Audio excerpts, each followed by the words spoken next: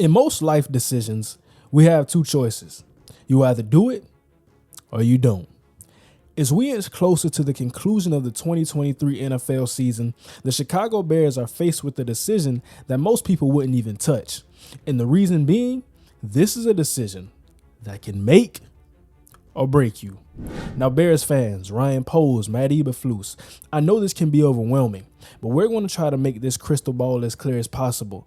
And to understand where we're going, let's talk about how it all started.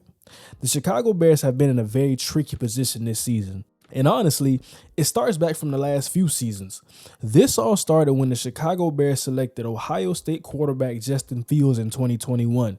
Justin Fields had all the accolades: 5-star high school guy, Elite 11 champion, and a 20-2 record at Ohio State while leading the team to their first back-to-back college football playoff appearances.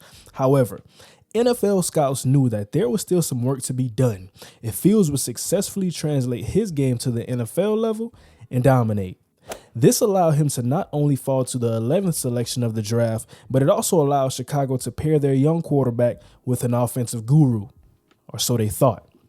Things turned left quickly with the combination of Matt Nagy and Justin Fields. The Bears signed Andy Dalton, and Nagy initially named Dalton the starter, which led to chemistry issues and took away critical offseason reps from a young rookie in Fields. When Fields did get his first start in 2021, the only highlight of the game was a Cleveland Browns defense who sacked him 9 times. Things got so bad during this stretch that Nagy rescinded his play calling duties in an attempt to just figure something out with the young quarterback.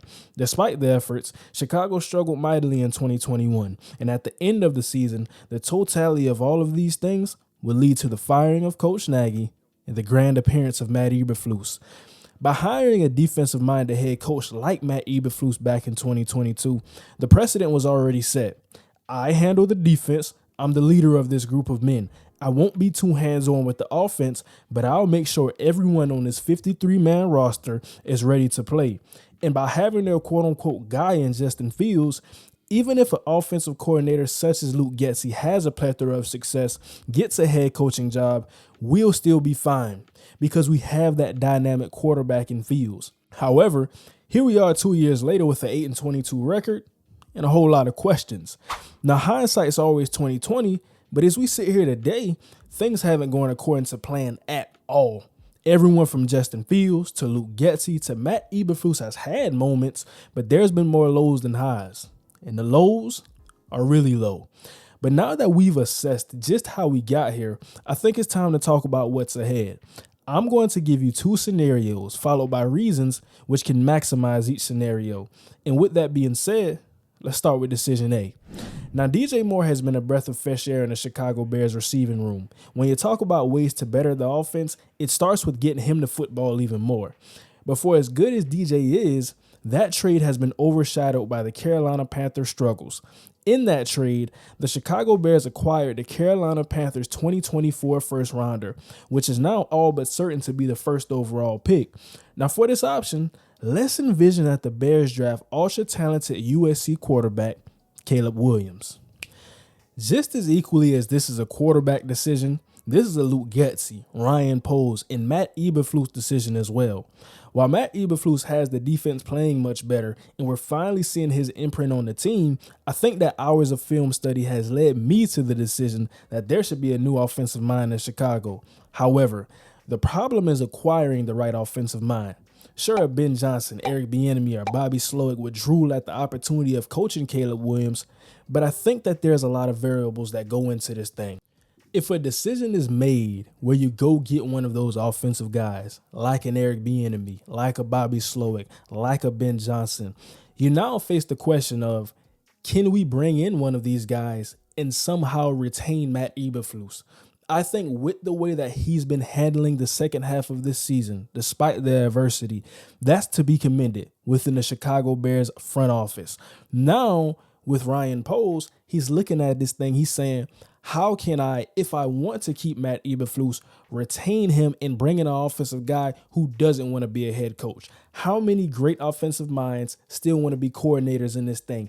even if they get the opportunity to coach a guy like Caleb Williams, I think that's a possibility that we have when we talk about this. It's a great thing to talk about and a great thing to have, because now you still got your defensive guy running things. You could still have that quarterback guy, that offensive mind calling those pass concepts and drawing up the passing designs.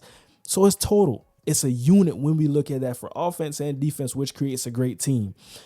But I think there's not a lot of ways that you could go wrong with this. I think even for Ryan Poe, as you're looking at it, if we draft a guy like Caleb Williams, I'm bringing in a guy. The organization is behind me. We're all in on this decision to start this thing over, get our new franchise guy in Caleb Williams. I'm not on the hot seat. I don't have to worry about my job security, because I think if you keep Justin Fields, and we're about to talk about that decision, that's something that you're looking at.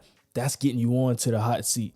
So I think I'm looking at that, and I want to know what you guys think down below in the comment section when we talk about it from that aspect. But I want to take this thing over to decision B, because this is also a big time decision. Like I said, it's not consensus when we talk about keeping Justin Fields, and what do we even do with the front office from a coaching standpoint.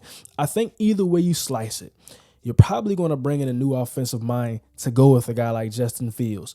And I think the hardest decision about this comes back to Matt Eberflus. The way the defense is looking, Tyreek Stevenson, Jalen Johnson, Tremaine Edmonds. Now, do we just want to replace all of that, bring in a new scheme, bring in new verbiage, new terminology for our defensive side of the ball, all at the cost of fixing the quarterback position in the offense? And it's a really good conversation to have, because some people would do it in a heartbeat. They said, okay, if I can get my quarterback fixed, if I can fix the offense, we'll patch up the defense and do it on the go. But when we look at the game of football, leaders of men, what do we reciprocate, and how do we feel this message being driven in the locker room? I think that we're starting to see some of those things from Matt Eberflus, having his imprint onto this team.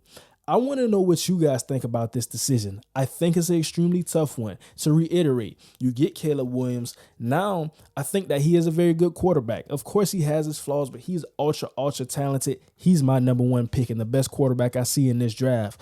But I think also we still have some drawbacks with it, not particularly with the player of Caleb Williams, but the talent we could put around him.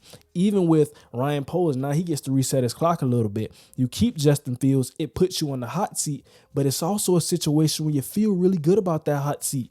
Imagine all the talent that they could put around Justin Fields with the cap space, with a plethora of draft capital. You could trade out of that number one selection, pair a Marvin Harrison Jr. in there with a DJ Moore. Get one of those offensive tackles in a Olu Fashanu or a Joe Alt. Still got some very good edge guys. You got a Latu. You got a Dallas Turner, a Jared Verse. Now you start to rumble a little bit. I think all of the things that we entail today, we're looking at it from the start to the finish. This makes this the hardest decision in the NFL. Thank you for watching. As always, don't forget to like, comment, and subscribe. That's going to do it for today.